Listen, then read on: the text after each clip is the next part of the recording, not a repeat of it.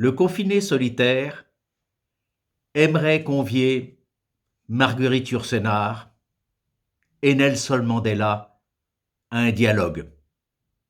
L'un et l'autre ont tant à nous apporter en ces temps de graves difficultés pour relever les défis qui sont les nôtres.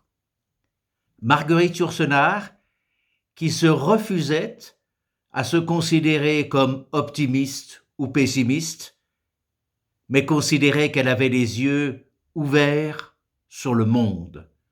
C'est la lucidité qu'il nous faut à l'heure actuelle.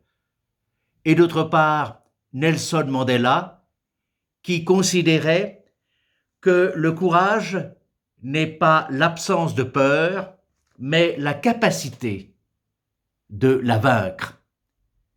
Et bien évidemment, chacune et chacun d'entre nous est partagé entre un profond désarroi, une inquiétude immense sur ce qui va se passer après ce déconfinement, ce qu'il va en être de nos capacités économiques comme sociales. Et d'un autre côté, cette idée que ce que nous vivons ne manquera pas de produire ses fruits tôt ou tard et remettre en cause un certain nombre de situations et de pratiques. C'est sans doute sur la voie du pragmatisme, de l'intelligence collective qu'il nous faut nous engager. Et sans doute produire des normes et des pratiques juridiques qui permettent de donner des solutions utiles pour le plus grand nombre, non pas sur le fondement d'une idéologie, de réponse radicale, mais d'une volonté de répondre aux demandes, aux difficultés, les unes après les autres.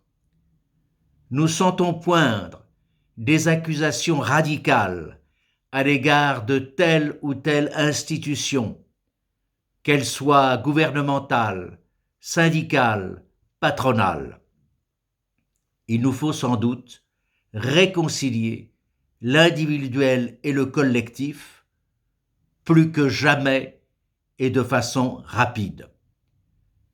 Chacune et chacun, où qu'il soit, sent bien que les logiciels sont à remettre en cause, qu'il faut procéder à un reset d'ensemble.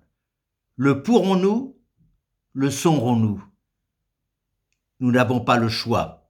Il faut nous y engager.